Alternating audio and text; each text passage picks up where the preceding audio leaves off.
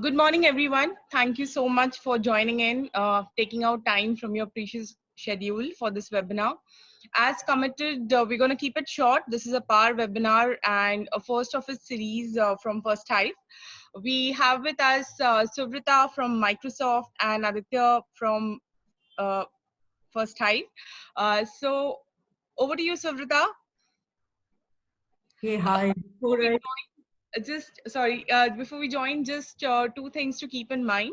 If you have any question, we will take question and answers in the end, and whatever questions are relevant, we will definitely address them. Otherwise, we will also have this webinar recorded and we will share it with you after the webinar. Thank you. Over to you, Subrata. Yeah, hi. And before I start, am I audible? I mean, are you being able to hear me properly? Yes, completely. Okay. Attendees, a few of the attendees, can you just raise your hand if possible to let us know whether the sound and everything is clear? Great. I see that people have responded. Okay, we are good to start. Okay, great. Thank you, Namrata, for having me. And I'm delighted to be a part of the session today. And good morning, everyone. Thank you for taking the time out and joining us today. And we sincerely hope that you and your families are safe and healthy. As Namrata introduced, my name is Suvrita. I lead partner recruit and channel marketing for Microsoft. In my heart, I have always been a marketer, over 20 years of experience in hardcore marketing in the corporate world, which is, most of you in the audience today. And I have seen how the consumer landscape is changing over the years and how it actually affects the way we engage with them. And these are unprecedented times. We are aware of it. Businesses are getting impacted, some more than the others. And this is putting additional responsibility on leaders and how they balance, employee safety on one side, and yet making sure that they maintain their business continuity.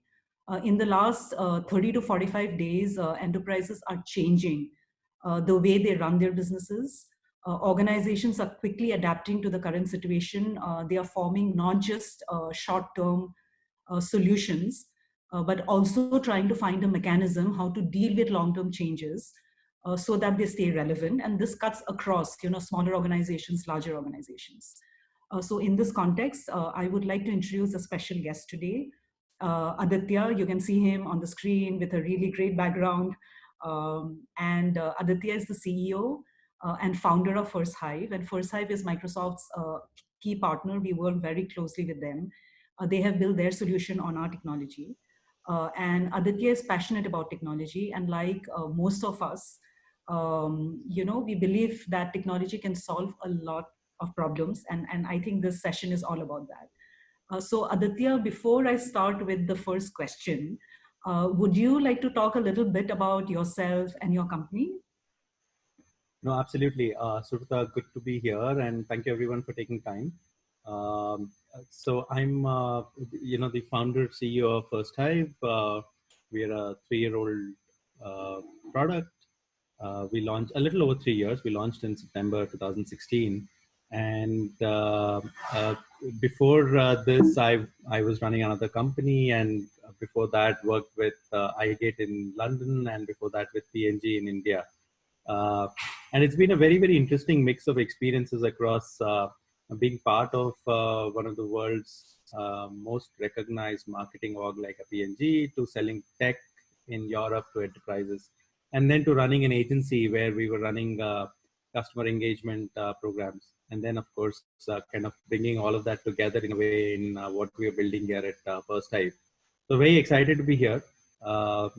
At First Hive, it's been a very, very interesting journey for us. And like Suvrita, you mentioned, Microsoft is very dear to us, played a very pivotal role in our early days in helping us kind of get our GTM right. And then it's been an exciting journey with much recognition that has come our way, and we're very grateful for that.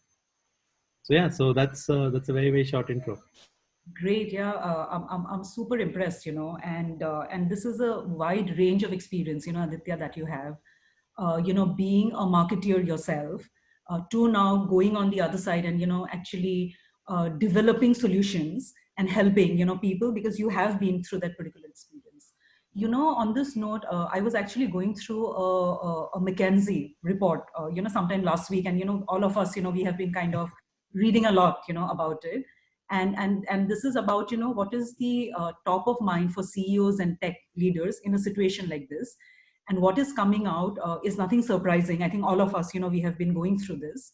But there are two key takeaways, right? And I do want to call it out. One is, you know, there is a huge demand you know, for collaboration and remote working tools or technology innovation within the organization. And number two, it's also, you know, creating a lot of increased strain on the company's finances. The organization spends, you know, are shifted from pure play marketing to, you know, to all of these tech innovations. And therefore, you know, this is putting additional responsibility on marketeers in terms of, you know, how do they drive customer retention, right? Aditya, you and your team has worked a lot with marketing leaders, right? How do you think, you know, marketeers can create a differentiated value prop and continue to enhance their customer experiences in these challenging times? I think that's a very, very pertinent question to start with, start this conversation from.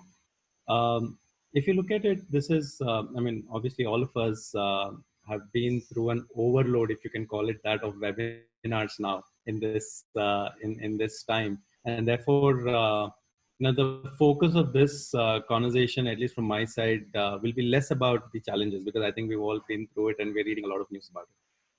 But suffice to say that you know, this is obviously very new for the world, because I don't think there's anything that's been as secular in the way it has affected both geographies, industries, countries, and strata of people as this current situation has. And therefore, it has had probably the widest impact as far as organizations are concerned when you look at it from a global standpoint. Right? And with presence across multiple geographies, we see that we see a fairly universal impact, whether it's North America, Asia, India. So it's been fairly universal. But there are, I think, some interesting opportunities as well that are coming up for enterprises.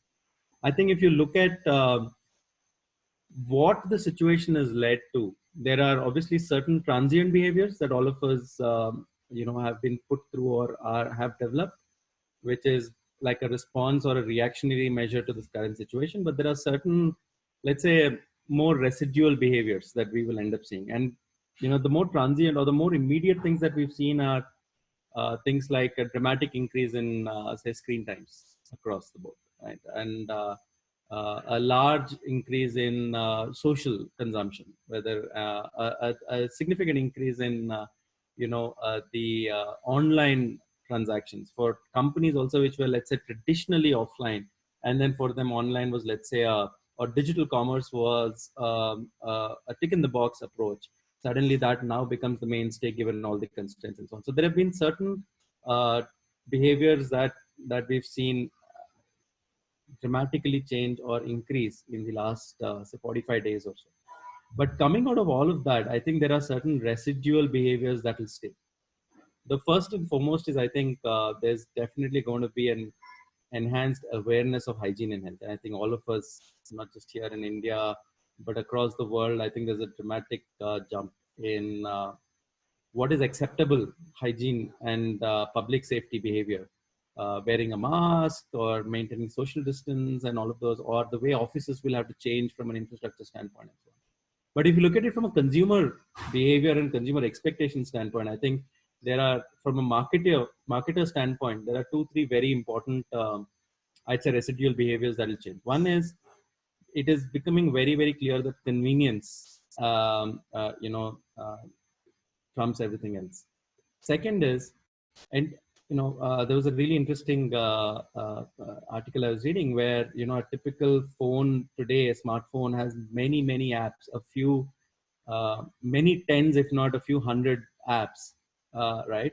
But most consumption in the last 45-60 days has been focused on less than 10 apps in most people's phones. And there is that recognition now of saying that which are the ones that I really enjoy the experience of, and which are the ones which are frivolous and, you know, outside the scope of my core app. So there is this change of recognizing that, look, experience over volume is again going to be I think a residual behavioral change.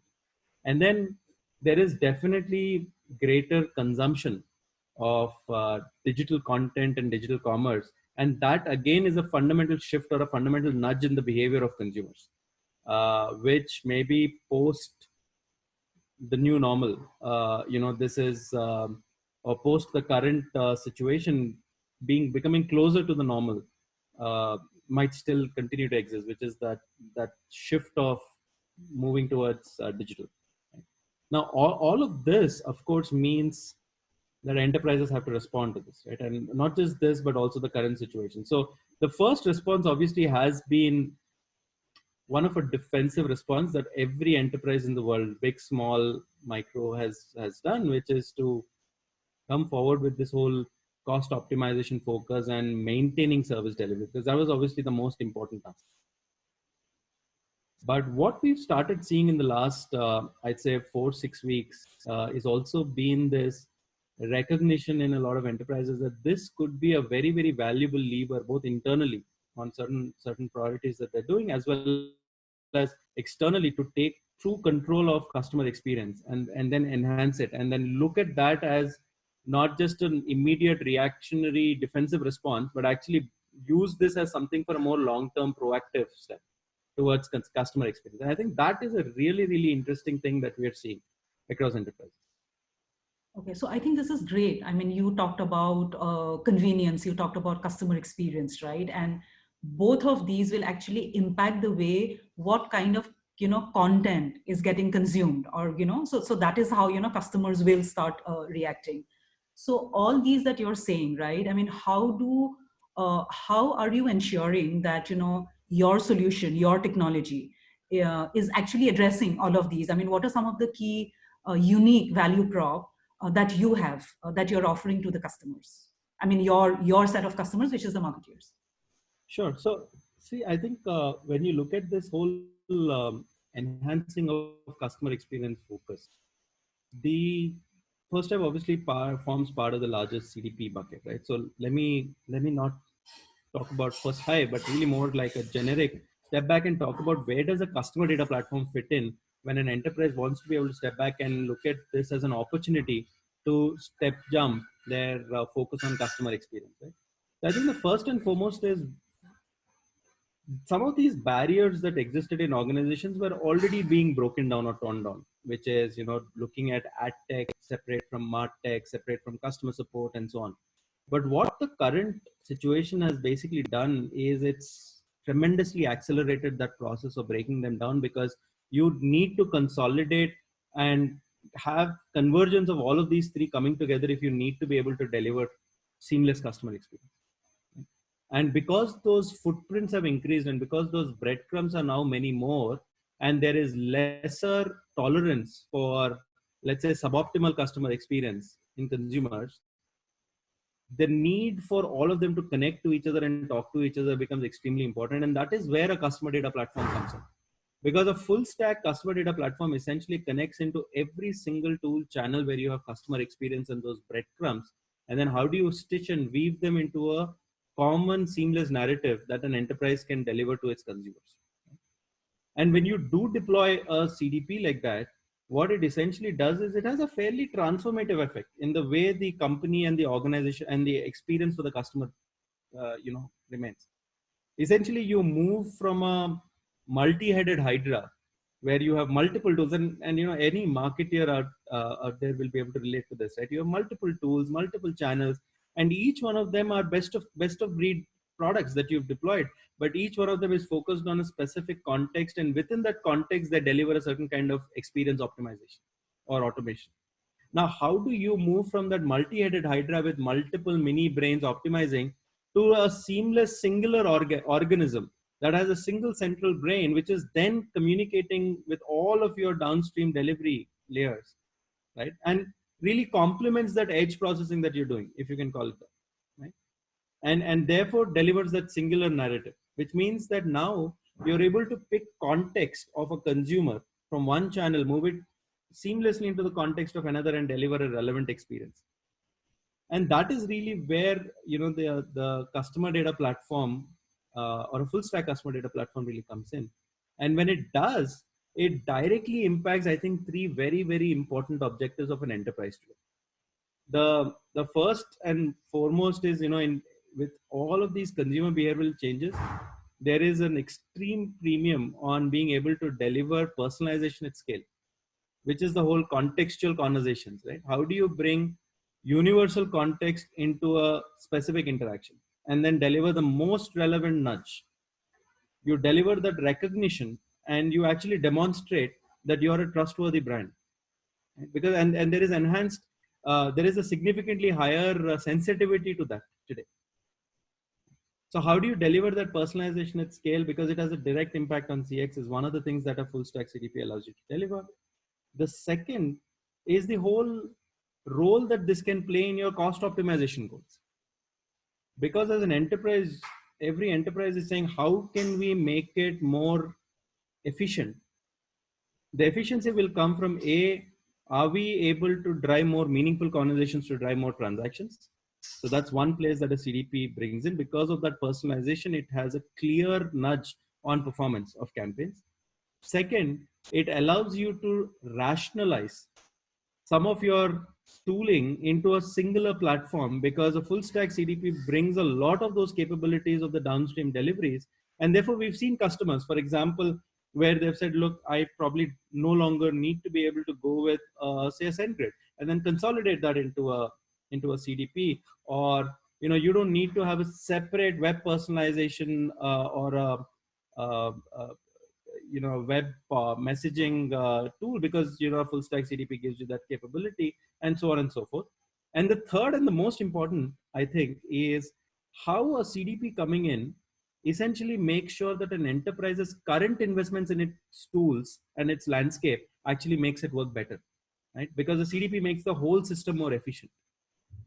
And therefore, having a CDP really contributes or accelerates that cost optimization objectives, which is the defensive part of the strategy. And it's equally important, because that lends itself to the sustainability and the survivability of the organization, and to see this phase through. Okay. And finally, I would say the CDP directly adds to the whole privacy, compliance, and data ownership, everything, and something that's become extremely important and, square and center of the marketer's focus, right? In everything that they do today, it's about how do you take control of your data and how do you deliver that trust through privacy compliance.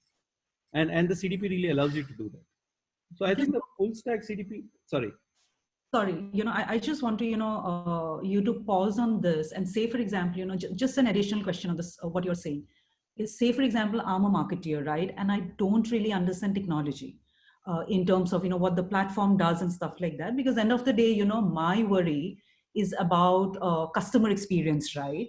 Right. And therefore I am, so the way I am understanding, right? It means that, I can reach out and deliver the right content to my customers at a point of time when the customer is really seeking for my content, and I am not showing the content to him at any point of time, right? Because then, it's going to be probably a spam, right? Interruption. Yeah, interruption. My technology is going to enable me an operational convenience where, I am not just being able to maintain just a single transaction with my customers, but I am being able to maintain a relationship, because I'm building up on the insights that I'm getting, throwing the relevant content at the point of time, and therefore, enhancing my brand loyalty and preference with the customer. So net, is that what we are seeing? Correct. No, absolutely. In fact, I think that's a wonderful point. I know that we are probably in the last 1 minute, so I'll just stay and to keep in line with Namrata's goal of keeping these 20-minute conversations. So the point is, Subrata, you've been a marketer, so you know how the evolution has happened. The focus was always taken away by the fact that marketers were forced to think about their customer engagement from the constraints of a channel. So you would say, look, I'm going to send an email campaign. I'm going to send an SMS campaign. I'm going to do this. I'm going to do a social media campaign, right? The channel was always the focus or the pivotal point in these conversations. What was not part of the conversation was, how do I get Aditya to respond, right? The channel, the content, the form factor, the time, all of those were incidental parameters to the goal of getting Aditya to respond to me as a brand. A CDP actually allows you to move from your current channel focused approach to a consumer centric approach, where you're no longer having to say, okay, tool A is for channel A, and therefore I need to run a campaign on tool A for channel A. Move away from it and say, look, I have to get consumers to respond. This is my messaging. How do I reach out to the right consumers? Channel is optimized for each one of those consumers. And for each one of those consumers on each of their respective channels, the form factor is optimized and the time of nudge is optimized. Right? So the focus shifts from channel constrained or channel optimization to consumer response and consumer centricity. And that is the core principle of customer experience, right? Where you are not optimizing a surrogate, you're optimizing me. No, absolutely. And, I can so relate to it because, I mean, and marketing has been changing. I mean, so fast evolving, right? I mean, I have seen days where as a marketeer, just like, the point that you're trying to bring out is that, most of your time is actually into media planning. And today, if you look at it, that whole concept is gone. You don't really need to talk about, opportunity to see what is the visibility, share of mind and all of that, right? Because technology today is actually taking that load from your head so that, as a marketeer, what is it that you're thinking? You're thinking, again, the basic marketing 101, right? What does the customer want? What is the insight? What is the customer trying to tell me? And am I being able to give him the right kind of experience and the right kind of content? So within those 2 seconds, because today there is so much of content and especially in the current situation, everybody's on the digital screens. I mean, I have seen my kids, starting from 9 years till anyone. I mean, I have seen my parents, my in-laws, I mean, using technology like they have never used before, right? So there is so much of consumption, and how does your messaging stands out? I think this is really great. And Namrata, is there any question from the audience that you want to address or something like that? Because I know we are out of time. Yes, we are.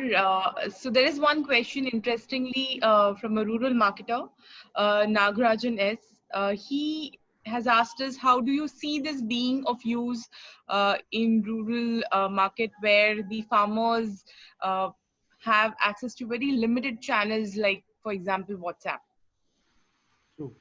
No, Nagaraj, thank you for that question. We've had the opportunity to work and support some very interesting customers which are actually focused on personas which are similar, and and actually farmers itself, farmers as well. For example, one of the industries where we've had the opportunity to work with customers has been in the the chemicals and fertilizer space, which is fair and square, which deals with a very the same kind of persona that you're referring to. Plus, even in the urban setting, we've worked with enterprises which go to, for example, engage electricians or mechanics, and in some ways, some similarity in personas and maybe social structure. The way you look at, or at least the way we've seen this kind of pan out is whether it's a farmer or it's a electrician or a mechanic or a SEC, so-called SEC-A consumer. Eventually, every consumer on the other side is looking for meaningful, relevant consumption. And while their digital footprint might, let's say, just be a WhatsApp, from an application app standpoint, they are still available on a phone, which is voice communication. They do deal with, let's say, a point of sale, which could be your store or your brand store or your partner store and so on. And all of these are still breadcrumbs and footprints. Now, how do we ensure that we are able to weave all of these 3 or 4 different communication conversations? And one communication could possibly be your own salesperson who probably meets this farmer, or some other influencer who meets this farmer, right? How do you really stitch all of these 4 interfaces that the farmer has an interaction with, and then make sure that at any point in time, all of this information is there at one place, which is driving seamless communication?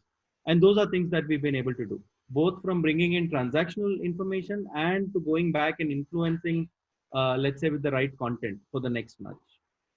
Hopefully that addresses the point. Maybe, Namrata, what we can do, if there are questions, then probably, we can open it up for 5 more minutes, and people who want to stay back on the call can stay back on the call. I mean, is that okay? Should we do that? If there are more questions coming in. Yeah, I think that should be fine, Subrata. Let's pull up the questions here. So we are Nagraj, and we have something coming in from Avinash. Actually, let me take Sunita's questions. And how well can you adapt to B2B companies and audiences? Sunita, I think that's a really interesting question. The audience, especially when a company doesn't sell to end customers but markets to a broader audience, the uh, the focus of a product like First Dive is it's built for scale at a consumer end. Now there are some interesting and interesting differences between B2C and B2B marketing, as I'm sure you're well aware. The complexity in B2C marketing is significantly higher because it actually deals with significant amounts of anonymous interaction, unlike a B2B interaction. For example, a typical B2C marketer deals with larger number of channels, and typically 50 to 65% of data is actually anonymous. The resolution capability of the tool becomes extremely important when it comes to B2C marketing, because you have to resolve the known consumer data that's coming in and the anonymous consumer data, and then be able to stitch that together. And most tools do not do that because they only deal with known customer data. FirstDive, on the other hand, for example, deals is one of the first CDPs that actually deals with anonymous and unstructured customer consumer data. Now, B2B challenges, to come back to the question, usually tends to be a lesser complicated data set. Although we are not built for B2B, and therefore you would see some differences in terms of automatic enrichment of customer data through IPs and so on and so forth, which typically B2B tools bring in, or your B2B CRMs as well bring in. The rest of the capability that FirstDive brings in is definitely applicable for B2B. In fact, Forrester last year, when it published its first global CDP data wave, it actually spoke primarily about B2B CDPs. And FirstDive was listed as one of the top 5 CDPs in the world in terms of current product readiness for a B2B CDP requirement. So hopefully that addresses your question. Let me just quickly take Avinash's question before I go down. What kind of data structures does the CDP accept? How quickly is clean, updated customer data made available? How does CDP keep data structure private and compliant? So Avinash, the data, so there are different nuances with different CDPs, but as FirstDive, if I have to address that question, FirstDive is actually one of the most comprehensive CDPs in the world today. I mean, if you look at the CDPI Institute, which probably lists a number of CDPs, you will see that FirstDive is the most comprehensive CDP which checks all the boxes. Now, what that means is that both from a data ingestion standpoint, FirstDive gives you the capability to ingest all text, voice, images, video, and all kinds of unstructured data coming in from a variety of tools. So I think my screen's not visible right now, but hopefully you can see that when you look at the ingestion layer in FirstDive currently has over 700 plus integrations out of the box. And when we bring that in, we are able to normalize data from very, very different source formats.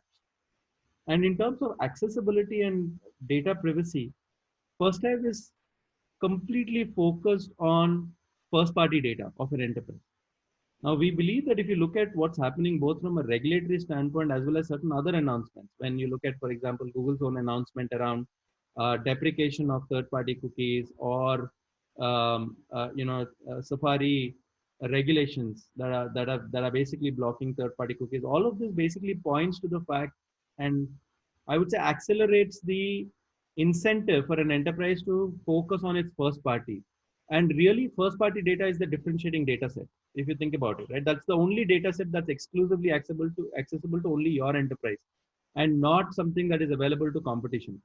So FirstDive by design is focused on this first party data, and we are fully privacy by design product, and we are GDPR compliant, PDPA compliant, and so on. So we focus on an enterprise's own data and essentially enrich that asset of the enterprise for activation and so on. Hopefully that addresses your question. Vineet, I'm happy to share the case studies. I mean, what I'd request is if you can drop us a quick email, we'll actually be able to share those case studies with you. And happy to get our teams to get on a call and talk. I think case studies will require a lot more time for us to go into to establish the context of the customer. But I will just leave you with this, that we currently focus on 4 verticals. That's banking, financial services, manufacturing, CPG, retail, travel, tourism, hospitality, and digital commerce. And we have the ability to share with you case studies across all of these 4 industries, and we'll be happy to do. So if you can maybe quickly drop an email on which specific industry sectors you're interested in, we'll be happy to do that. Thank you. I have the next question, which says, how does CDP source social data? One of the most aggressive expenditure is sourcing social data, and it doesn't come cheap if our platform is on Facebook or Twitter. So I don't have the name, but I think that's a very, very interesting question about sourcing of social data. Like I said, I mean, First Hive is focused on first-party data. Now, interestingly, we actually are probably one of the only CDPs, at least that's the feedback that we received when we recently participated in a customer deal, where out of the top 5, top 6 CDPs that participated in that particular RFP process, we're the only CDP that actually gave the customer the ability to bring in organic social data. And therefore, we were able to bring in opt-in consumer interactions that were happening on social from a brand, for a consumer with that brand, which means, let's say, a like or a comment on Facebook or a retweet or a like on Twitter and so on. So we do have connectors and we do bring in that data. Now, the uniqueness about this is not so much about access to connectors, because that is available as part of partner program. It is the DNA of the product, which is fundamentally built to be able to deal with a consumer marketeer's problem, which is that you have to deal with anonymous data, and no social platform gives you PII contact vectors like email and mobile, because that does not come through. Therefore, the tool has to have, or the CDP has to have, the ability to fundamentally deal with anonymous customer data. And that is where the DNA of the product or the architecture of the product comes into play. So we do bring in that organic social data, which qualifies as opt-in. And we're happy to dive deeper into this if this is relevant. If you could maybe drop us an email. I have something from Kabilan. What is the best way to combine data management platform with CDP and run both digital? Can we place DMP in a CDP for ease, or do they have to be kept separate for a particular reason? I think this is a great question, Kabilan. If you look at, I mean, you're clear in what you're saying. You're saying, look, DMP allows me to activate and increase my visibility when I want to be able to retarget, and then I have CDP, which has all my data. How do they work with each other? If I understand your question. And they absolutely do. For example, First Hive, in our integration set, DMPs is one of the categories that we already have out of the box integrations. And therefore, and we clearly see CDP as your first source of first party truth, right? And DMP being an activation platform, those connectors are built in, and we have multiple ways in which we can allow those activations, right from audience list sharing to triggering the DMP as part of a journey, to cookie syncing, where you can trigger it basis events on your web and so on and so forth. So we're happy to again dive deeper. If you could maybe drop us a mail, happy to pick this conversation up in greater detail. Now, the DMP capability itself does not necessarily have to be within the CDP, because those integrations exist. Having said that, First Hive also gives you the ability for certain of those DMP capabilities, like being able to push an audience directly into certain other networks, ad networks like a Facebook or Google and so on. And it also plugs into your DMP. Hopefully that answers your question.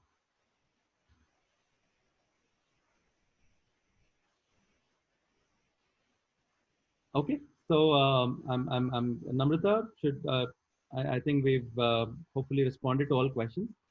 Yes, we have, and we have also kept to our commitment of half an hour. So good. I think it was very sharp.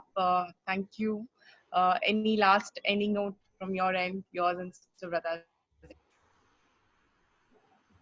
No, nothing from me. Thank you very much. Thank you for the wonderful questions, and I hope you found this useful. Our intent is to really kickstart a series of webinars which are short and crisp and can pick up different topics which could be relevant to different industries. And we are actually hoping to pick up a few industries, bring customers into it or other marketers into it who can share how they are dealing with the situation, the evolution that they're seeing in the market, and do look out for more. We hope you will find this interesting and do give us feedback if we can do something better. Our intent will also be to keep it generic so that this is more really focused on the marketer's problems rather than on our product and try and make it salesy. So that's that from my side. Subrata?